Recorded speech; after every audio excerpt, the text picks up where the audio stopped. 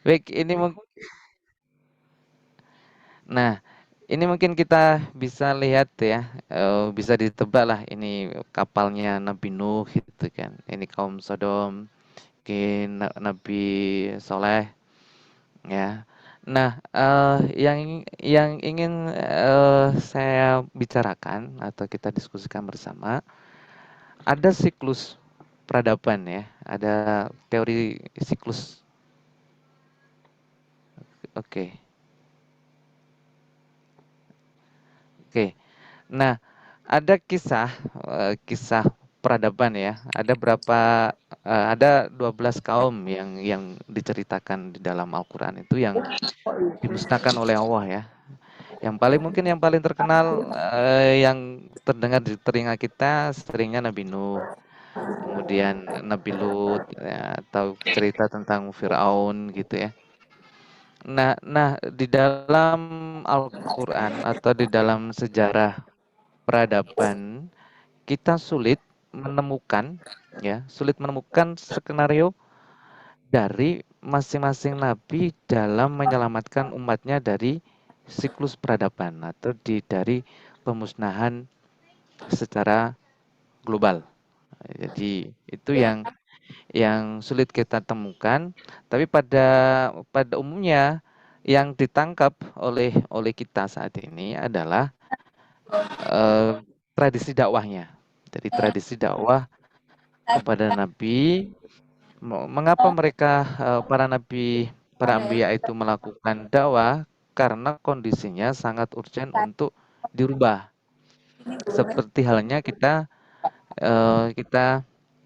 sampaikan atau kita dengarkan pada peristiwa Nabi Muhammad ya, itu kita sebut sebagai zaman jahiliyah karena kondisinya tidak baik pada waktu itu, bukan secara intelektualnya tetapi pada sisi moralitasnya. Baik.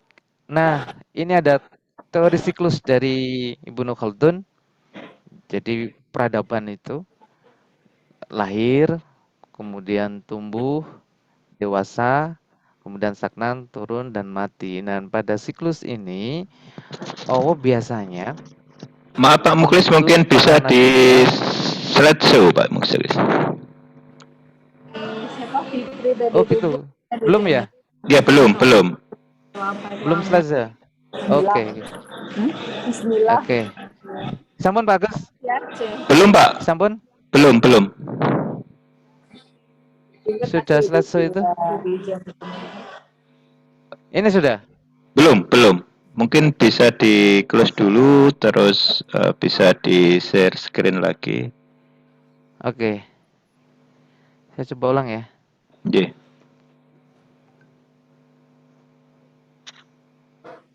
Sampun ini? Belum ya? Belum.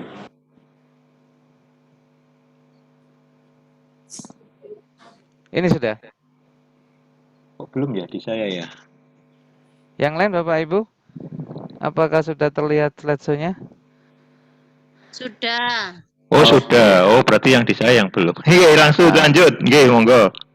baik, kita ngambil teori siklusnya dari Ibnu Khaldun. Jadi memang peradaban dalam dalam kurun waktu 1000 tahun sekali biasanya ada semacam ini ya, pergantian peradaban. Nah, setiap 100 tahun itu biasanya ada orang atau tokoh yang menjadi pencerah gitu ya. Oke. Nah, siklus itu, nah sekarang kan kita sudah masuk 2 milenium ya. Jadi milenium yang kedua. Yang kata kamu Nah, modelin kalau itu sarung-sarung itu nggak jadi. wah ini Iya. konsentrasinya agak Oh anu ini. lah, besok Oke, pagi baik. juga. Ya ini Ya. slideshow-nya muncul halaman 5 nggih Pak Mukhlis ya. Oke, halaman berapa ini ya? Ini slide 5 yang muncul dan Oke, nggak apa-apa. Mungkin wifi saya agak anu. oh nggih, nggih, nggih monggo pun. Oke. Nah, Bapak Ibu sekalian, saya Saya ingin malah lupa membahas ikutin asistensi. terus nggak ada yang ini, aduh ya udahlah. Apa siklus peradaban yang kita amati bersama? Pertama yang kita lihat adalah realitas yang ada ya. Realitas yang ada tentang kerusakan alam. Kemudian terjadi reorientasi politik. Jadi korat-karitnya dunia perpolitikan, kemudian reorientasi sosial, entah itu akibat dari COVID. COVID ini telah memaksa orang untuk lebih cepat ya, lebih cepat untuk beradaptasi atau dampak dari COVID ini lebih kepada bukan hanya sekedar di kesehatan, tetapi orientasi sosial orang itu berubah. Nah, COVID ini juga menggeser orientasi ekonomi. Jadi kutub ekonomi berubah, ya. Nah, yang paling paling mengerikan dari pergeseran kutub ekonomi adalah apa? Rubahnya sistem nilai, ya, rubahnya sistem nilai. Dalam kehidupan kita akhirnya semua berubah, sosial berubah, politik berubah, sistem tata nilai berubah, ekonomi juga berubah, ditambah lagi dengan isu dari kerusakan lingkungan, perubahan iklim ya. Nah, eee, itu menjadikan kita untuk mengevaluasi ya, kita mengevaluasi diri, jangan-jangan jangan-jangan, ya kita ngomong jangan-jangan, nanti kita akan muncul ini ya, kalau kalau slide ini munculnya slide apa ini? Slide nomor 5 Pak kalau di saya, laju entropi nggih. Laju entropi. Ya, Oke. Sekarang slide ke-6, Pak Agus. masih tetap slide 5 ya di saya ya. Di Gitu ya? Pak Gat juga seperti itu. Oh gitu. Gimana caranya ini slide-nya? Oke.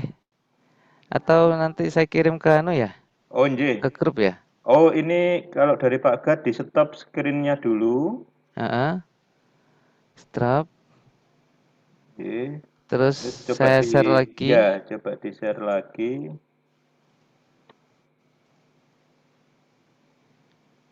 Oke. Ya ini tetap yang muncul yang seperti tadi Pak, yang 5. Yang 5. Iya. Kita masuk ke slide ke-6 ya. Oh ya Nah, ini sudah masuk slide 6. oke. Baik, itu bahan renungan kita dan apa yang perlu kita siapkan. Sebenarnya saya ingin mengingatkan diri saya sendiri ya tentang misi dari para nabi, wa ma arsalnaka illa rahmatan lil alamin. Pada ayat ini paling tidak ada tiga yang bisa kita pahami ya. Pertama, wa ma arsalnaka illa rahmatan lil alamin ini pertama adalah misi Rasulullah Muhammad SAW. Ya, Nabi Muhammad diutus untuk menjadi rahmat bagi seluruh alam, semesta alam atau alam semesta. Kemudian misi yang kedua adalah misi dari Islam itu sendiri untuk menjadi rahmat, menebar kasih sayang, menebar keselamatan. Yang ketiga adalah misi dari diri kita sendiri. Kita, artinya kita semuanya yang punya kewajiban untuk meneruskan yang saya sampaikan tadi, laju entropi itu selalu ada dalam setiap siklus peradaban. Nah, kalau melanjutkan tradisi para nabi itu berarti melanjutkan kampanye transformasi peradaban, ya. Nah, yang dilakukan kita di kampus yang sedang raker hari ini dan yang mengaji ini sebenarnya itu berupaya melanjutkan tradisi dari para nabi yaitu apa? Mengkampanyekan transformasi peradaban. Misinya jelas wa ma arsalnaka illa rahmatan lil alamin. Dan tidaklah kami mengutus Nabi Muhammad ini sebenarnya, tapi pada makna ayat ini misinya tiga tadi. Misi Islam, misinya Nabi Muhammad, kemudian misi diri kita. Jadi kalau kita ingin meneruskan perjuangan para nabi supaya kita tidak dua dua pilihan ya. Dua pilihan. pertama dimusnahkan atau transformasi atau bertransformasi gitu. Yang tidak mengikuti Islam maka dimusnahkan peradabannya. Nah, itu yang sebenarnya ingin kita diskusikan. Ini saya membuat ini. Ini sudah masuk slide ke berapa ini? Masih slide 6, Pak. Wah, gitu ya. Ya. Oke, baik. Saya stop lagi.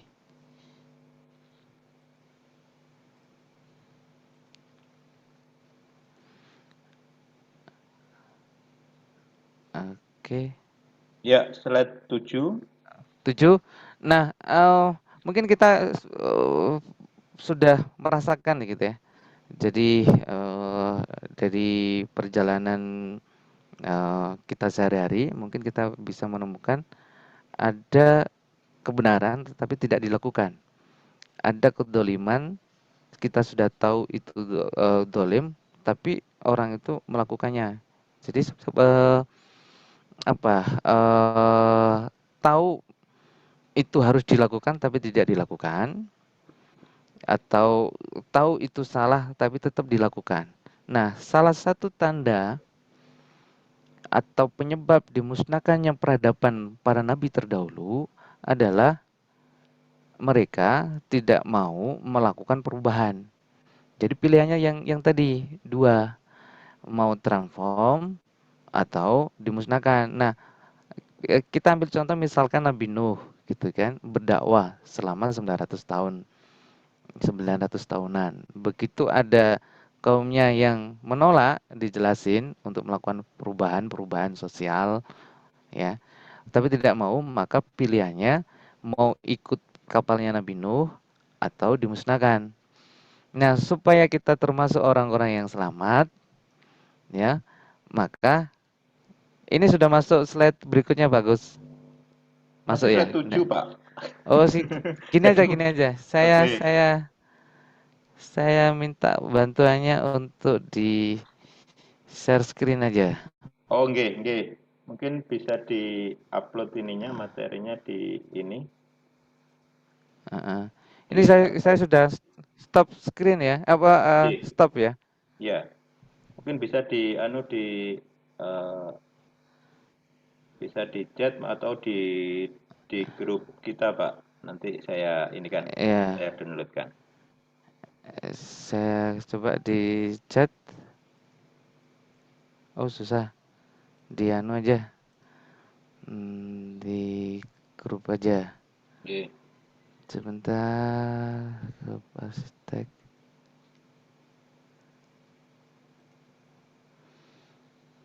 Oke, sambil saya menjelaskan. Jadi yang kita butuhkan dari semangatnya para nabi adalah mengkampanyekan, jika kita simpulkan ya, kita simpulkan semuanya adalah mengkampanyekan transformasi peradaban. Jadi yang kita lakukan di kampus adalah semangatnya adalah mengkampanyekan transformasi peradaban. Oke, mungkin sudah masuk. Sebentar, masih proses di. Ya,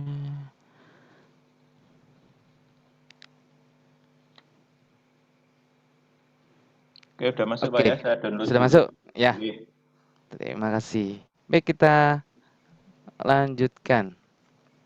Nah, dari perubahan peradaban yang seperti ini, yang kita butuhkan adalah soleh saja tidak cukup karena laju entropinya begitu deras, apalagi ditambah dengan pasca Covid ini ya. Pasca Covid ini begitu merubah segalanya, reorientasi sosial terjadi, reorientasi ekonomi, pergeseran kutub ekonomi terjadi. Yang paling mengerikan dari perubahan kutub ekonomi ini adalah perubahan sistem tata nilai. Dan saya kira atau mungkin di antara kita, teman-teman kita sudah merasakannya. Jadi dunia sudah mulai berubah ini ya.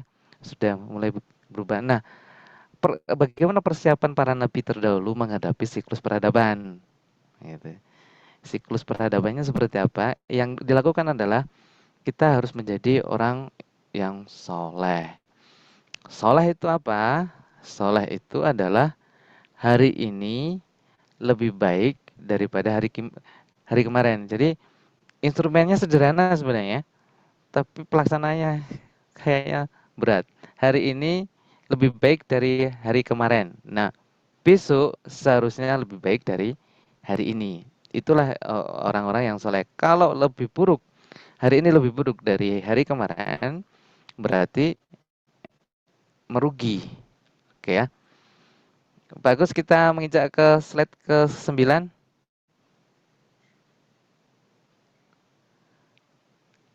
Oke. Nah, mari kita cermati bersama 3 langkah di dunia implementasi ini ya. Yang pertama, kita menggunakan bismillah. Nah, kenapa kok pakai bak terlebih dahulu? Nanti biar Mas Yuli yang menjelaskan. Bismillah. Jadi segala sesuatu kita lakukan, mau ngajar, mau apa gitu ya, mau hari ini menjadi apa ya teman-teman yang raker gitu, atau dimanapun kita berada, melakukan pekerjaan apapun yang kita lakukan didasari dengan bismillah. Ya, bismillah. Kemudian pada saat prosesnya, la haula wala quwata illa billah. Jadi segala daya dan upaya kita itu berprosesnya adalah karena Allah. Kemudian lillahi ta'ala. Jadi semuanya itu diorientasikan kepada lillahi ta'ala. Insya Allah semuanya ini kita akan menjadi husnul khotimah di dalam apapun yang kita lakukan. Takwa dan beramal soleh. Jadi untuk masuk ke dalam kapalnya Bahtera Nabi Nuh gitu ya, ia bertakwa. Takwa itu apa? Takwa itu adalah iman in action. Jadi kalau biasanya khotib Jumat itu mengatakan, marilah kita meningkatkan kualitas iman dan takwa. Imannya itu membentuk pola pikir, sedangkan takwa adalah iman in action. Jadi takwanya adalah implementasi dari keimanan. Jika takwanya goyang atau tidak terwujud, berarti imannya perlu diperbaiki. Dan iman itu yazid wa yanqus, bisa naik, bisa turun. Slide berikutnya. Oke, peran kita yang kita lakukan di kampus atau dimanapun ini teman-teman alumni, 3 nilai ya, 3 nilai yang perlu kita tanamkan dalam diri. Pertama, menumbuh kembangkan. Yang kedua adalah melayani. Yang ketiga adalah memecahkan masalah. Menumbuh kembangkan, jadi ada banyak potensi dalam diri kita, dalam diri mahasiswa, dalam diri keluarga, anak-anak kita, lingkungan kita. Marilah kita tumbuh kembangkan dengan baik, sesuai dengan potensinya masing-masing. Jadi khalifah itu ada bagiannya. Ini bagian apa? Ya, bagian ceramah, bagian apa? Ibu rumah tangga, bagian didik anak kecil di SD dan seterusnya. Melayani. Nah, ini kalau obrolan saya sama Mas Zuli kemarin malam itu di warung kopi itu, pada proses melayani ini adalah level yang sudah tinggi ya. Jadi semua yang kita lakukan kalau mau diniatkan ibadah sebenarnya adalah prinsipnya adalah melayani. Jadi dosen prinsipnya melayani. Kita bekerja di kampus, prosesnya adalah melayani. Melayani semua yang ada di kampus. Jika dia sebagai OB, cleaning service, maka dia melayani kegiatan itu. Nah, puncak dari rasa melayani, jadi orang bekerja itu mencari uang untuk kesejahteraan keluarga, cari makan dan seterusnya. Tapi pada hakikatnya kerja itu prinsipnya adalah melayani. Dan yang paling tinggi nilainya dari kerja adalah melayani siapa? Melayani dalam misi peradaban. melayani Allah tentunya ya, melayani. Jadi prosesnya sudah ini sudah mengandung integritas ya, totalitas ya. Yang berikutnya memecahkan masalah. Sebagai arsitek misalkan, sebagai arsitek kita merancang bangunan ya. Kita merancang bangunan niatnya untuk memecahkan masalah, bukan menjadi troublemaker-nya atau part of the problem. Jadi bagian dari masalah yang terjadi. Jadi banjir banjir bandang itu terjadi karena salah dalam pengelolaan. Oke, karena ini kultum saya agak cepat. Slide berikutnya. Baik, karakter seorang yang transformer ya. Ada ulul albab ya, Uwin mengambil di jargon ulul albab. Jadi intelektual plus ya. Jadi dia sebagai ulama peradaban ya. Ulama sekaligus intelek ya, profesional dan berakhlak karimah. Soleh, kemudian takwa, dan takwa itu kebermanfaatan lebih utama. Jadi kebermanfaatan diri kita, khairun nas anfa'um linnas. Jadi sebaik-baik manusia adalah bermanfaat. Nah, sederhananya ini bisa dijadikan sebagai instrumen dalam diri kita. Seberapa bermanfaatkah diri kita terhadap lingkungan keluarga yang terkecil, lingkungan masyarakat RT RW, masyarakat kampus, masyarakat akademik. Ya, jangan sampai kita hanya mementingkan diri kita sendiri. Jadi kebermanfaatannya itu enggak ada. Nah standarnya di Islam, manusia yang paling baik khairun nas ya, sebaik-baik manusia anfa'um linnas.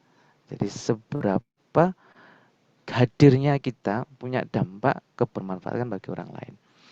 Baik, slide berikutnya. Oke.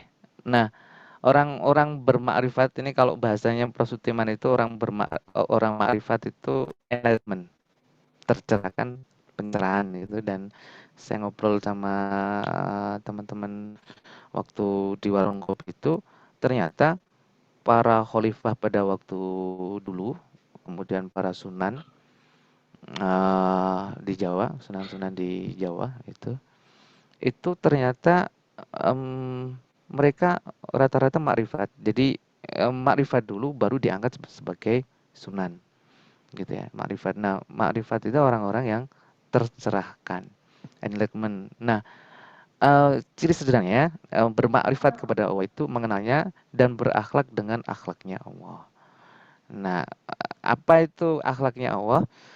Itu bisa kita lihat, kita contoh dari Nabi Muhammad Rasulullah SAW. Kemudian nanti mungkin topik ini akan dilanjutkan sama Pak Juli. Ini menarik. Saya lagi ngaji sama beliau tentang Asmaul Husna. Berikutnya, pilar peradaban. Nah, saya sebenarnya ini sengaja ingin ngajak Bapak Ibu, teman-teman sekalian membahas pilar peradaban. Saya sengaja nggak ngasih tulisan bagus, tak biarin kosong kayak begini, biar dicatat, gitu ya. Ada 4 pilar peradaban. Yang pertama membangun sebuah transformasi peradaban atau membangun peradaban pertama adalah pendidikan yang berkarakter, karena kondisinya memang karakter itu yang harus dibentuk. Yang kedua adalah isu kesehatan holistik. Kesehatan holistik bukan kesehatan fisik, tapi holistik yang mental, spiritual, dan fisiknya. Kemudian yang berikutnya, ekonomi ekologis. Ekonomi berbasis ekosistem. Ini akan membangun ekosistem ekonomi dan membangun kemandirian. Yang keempat adalah local wisdom.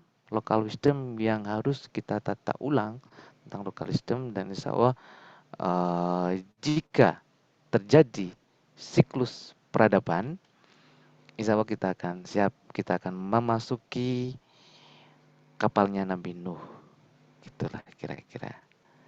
Mungkin itu sedikit dari saya.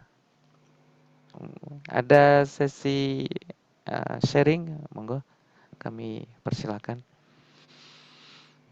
Baik, terima kasih Pak Mukhlis atas materinya. Mudah-mudahan bisa menjadikan pencerahan lah bagi kita semua untuk selalu diingatkan, ya, terutama terkait dengan kondisi saat ini. Baik, mungkin ada 1-2 diskusi yang bisa kita laksanakan terkait dengan yang telah disampaikan Pak Mukhlis tadi. Monggo Bapak Ibu atau semua yang hadir di sini.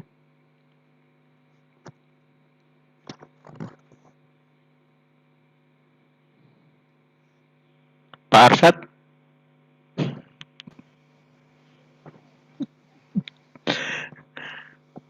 Lagi mikirin apa Pak Arsyad?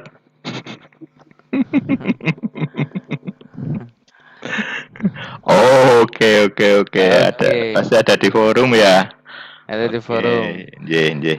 Nah, Pak Arsyad ini kalau kita niatkan dalam tema yang kita kaji malam hari ini, berarti kayak Pak Arsyad ini berarti sedang mempersiapkan peradaban untuk itu ya.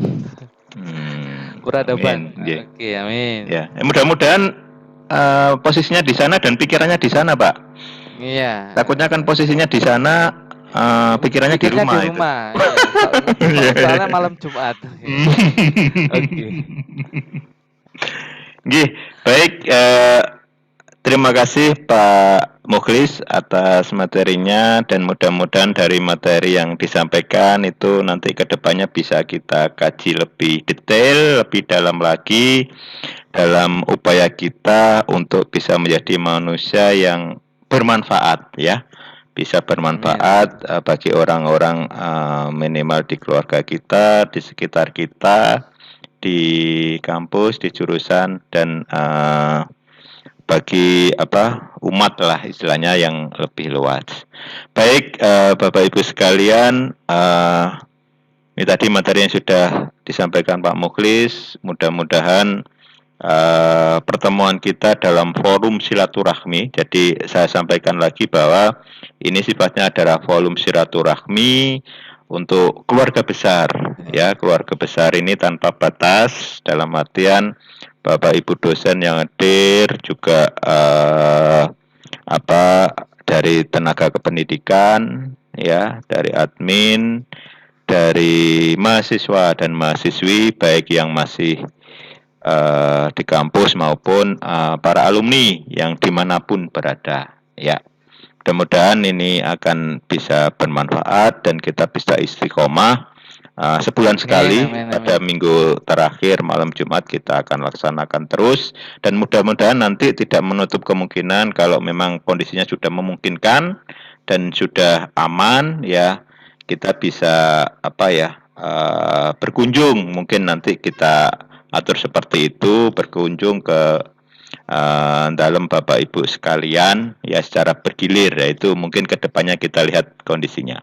Baik Bapak Ibu sekalian, sebagai penutup nanti akan kita tutup dengan bacaan doa penutup yang akan disampaikan oleh Pak Ahmad Yulianto. Monggo Pak Yuli, doanipun nggih.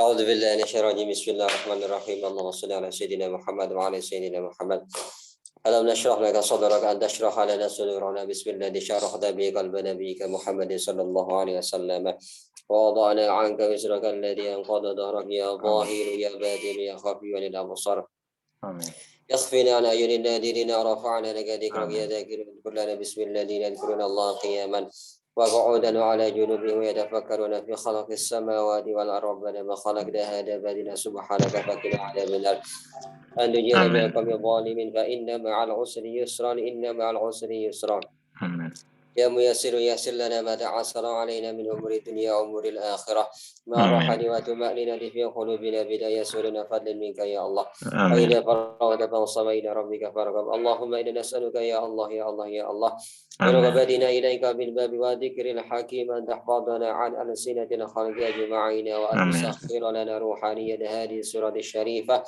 تجلبون لنا أرزاقنا من حيث كانت إلى حيث كنا في عدد في قلوب العباد إلينا وفي دفع Amin. الدر عنا يا حفيد يا حفيد يا حفيد قدم برحمتك يا أرحم الراحمين صلى الله Amin. على سيدنا محمد وعلى آله وصحبه وسلم والحمد لله رب Amin. العالمين الفاتحة A'udzu billahi minasyaitonir rajim. Bismillahirrahmanirrahim. Maliki yaumiddin. Iyyaka na'budu wa iyyaka nasta'in.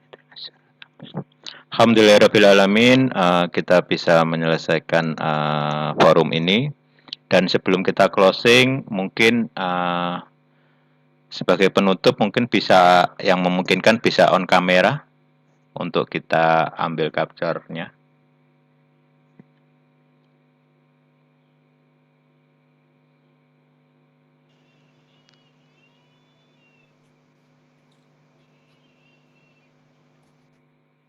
Baik, ya mungkin yang lain masih belum bisa on kamera. Saya capture.